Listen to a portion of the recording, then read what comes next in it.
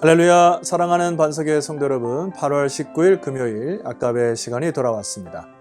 오늘 말씀은 레위기서 26장 27절에서 39절까지의 말씀으로 함께 은혜를 나누고자 합니다. 오늘 말씀의 제목은 너희가 이같이 될지라도, 이런 제목으로 말씀을 좀 살펴보죠.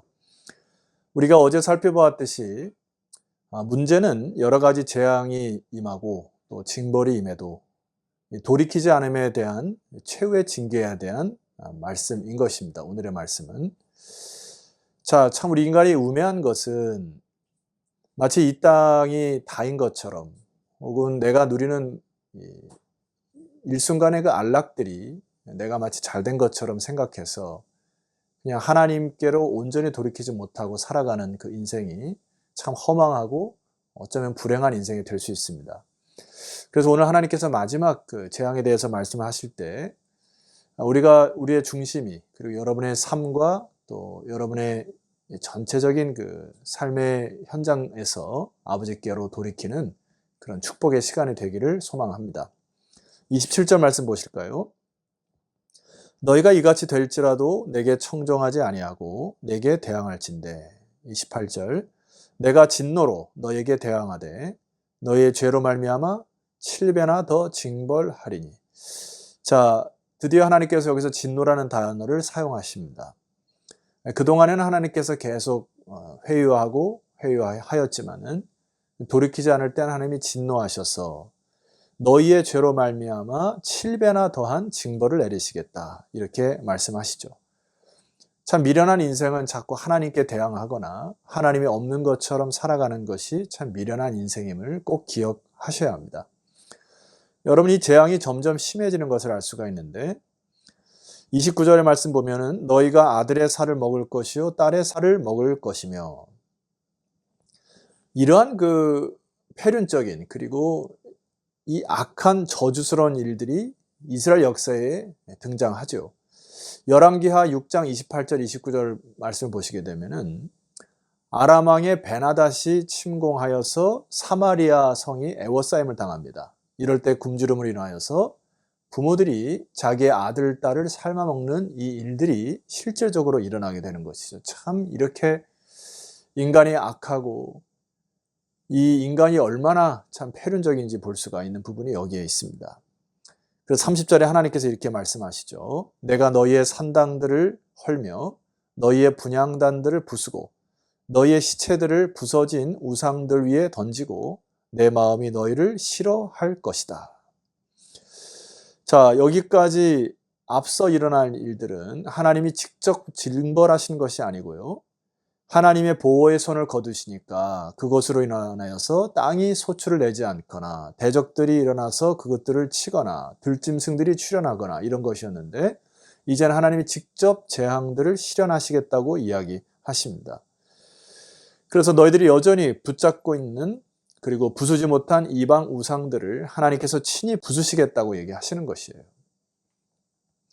저는 이 30절의 말씀을 보면서 아직까지는 소망이 있다고 생각하는 것은, 아직 우리 민족에게 또 세계 선교적 나라로, 제사장 나라로 나가기 전에 저 북한 땅에도 기회를 주신다라고 하는 마음이 듭니다. 아직까지는 하나님께서 직접 손을 대시지 아니하는 이 남한 땅에 수많은 교회들과 또 하나님의 사람들이 있습니다. 그러나 하나님께서 하나님의 마음이 너희를 싫어하신다라고 가는 경우까지는 최악의 진노이시기 때문에 우리가 이 시간 하나님의 말씀이 무엇인지를 깨닫고 돌이키시는 여러분 되시기를 소망합니다. 그리고 하나님이 정말로 싫어하시는 것이 무엇인가를 하나님 앞에 진정을 회개하는 여러분 되었으면 좋겠어요. 자, 그래서 31절로 보면 하나님께서 직접 진노의 칼을 휘두르시겠다 하셨는데 31절 말씀 보시면 내가 너희의 성읍을 황폐하게 하고 너희의 성소들을 황량하게 할 것이요 너희의 향기로운 냄새를 내가 흠양하지 아니하고 32절 그 땅을 황무하게 하리니 거기 거주하는 너희의 원수들이 그곳으로 말미암아 놀랄 것이다. 하나님의 영광이 떠난 땅, 그것은 오늘 본문에 보면 황무한 땅 이렇게 기록되어 있습니다. 여기 황무한 땅은 히브리 단어로 쉐마마라고 하는 단어인데 심판과 재앙의 결과로 버려져서 거칠어진 땅이 되었다.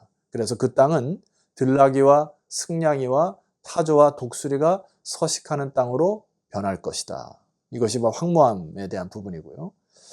성읍도 황폐한 성읍이다. 이렇게 기록하셨는데 예루살렘이 더 이상은 사람이 살지 못하고 이방 민족의 짓눌림을 당하여 그 기능을 상실하고 황폐한 땅이 성읍이 될 것이다. 그리고 황량한 성소라는 단어를 쓰셨어요. 이제 그 성소도 더 이상 하나님 앞에 드려지는 제사도 없이, 그리고 아름다운 흠양되는 그런 연기도 없는 황폐해져 쓸쓸한 성소가 될 것이다. 여러분, 마지막까지 인간들이 붙들었던 껍데기 같은 것들이 무엇이죠? 우리에게는 예루살렘 성전이 있으면 괜찮다. 그리고 우리가 이 쌓아놓은 성벽들은 하나님이 도우심으로 괜찮다 하고 자기 멋대로 인생을 살아가고 우상을 섬긴 결과로 하나님께서는 하나님을 진짜 섬기지 않은 이 모든 땅들, 그리고 형식적인 것들, 성읍들, 성전마저도 다 파괴시키겠다고 하는 말씀입니다. 여러분, 우리가 레위기서를 이제 서서히 마감하면서 여러분 마음속에 껍데기 같은 것들이 무엇이었는지, 그리고 점점 황폐화되고 황무한 땅으로 변해가는 것이 무엇인지를 점검하시기를 주 이름으로 축원합니다. 그래서 33절에 보면은 최후의 징계의 말씀을 이렇게 얘기하세요. 내가 너희를 여러 민족 중에 흩을 것이요 내가 칼을 빼어 너희를 따르게 하리니 너희의 땅이 황무하며 너희의 성읍이 황폐하리라. 하나님이 직접 칼을 빼어 이제 민족들을 흩어보내게 하셔서 너희의 땅을 황무하게 하시겠다. 너희의 성읍이 황폐하게 하시겠다.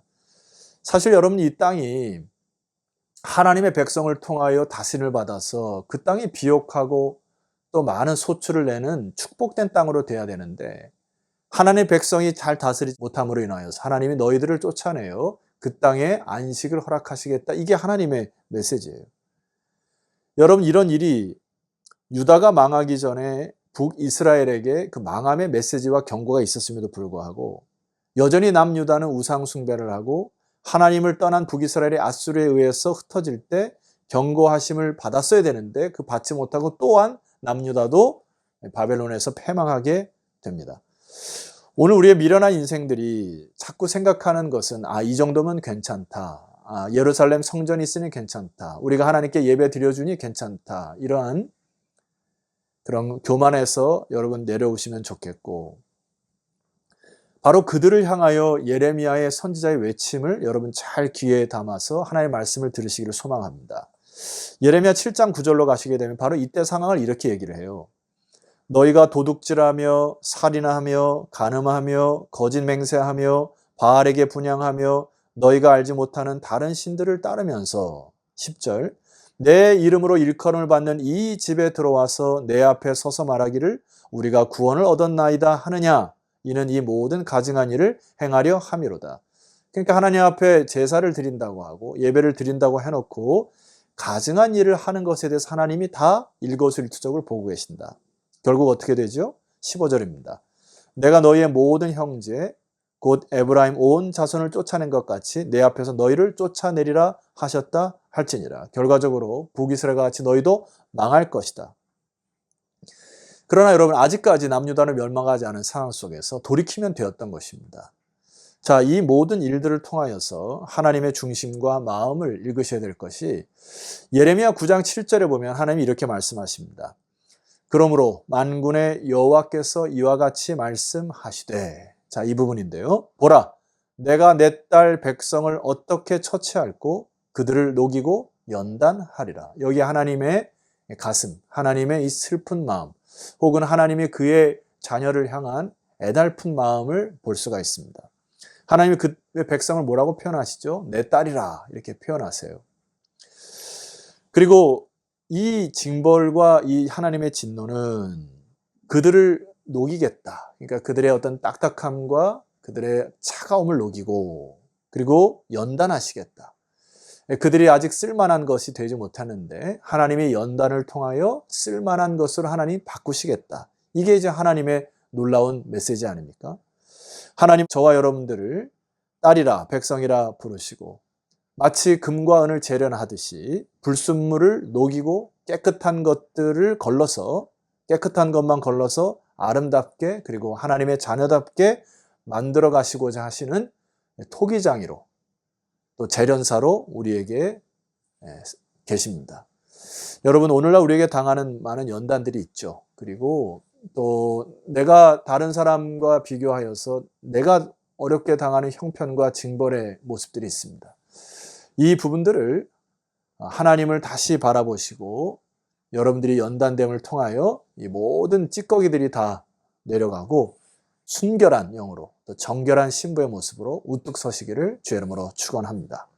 기도드리시겠습니다.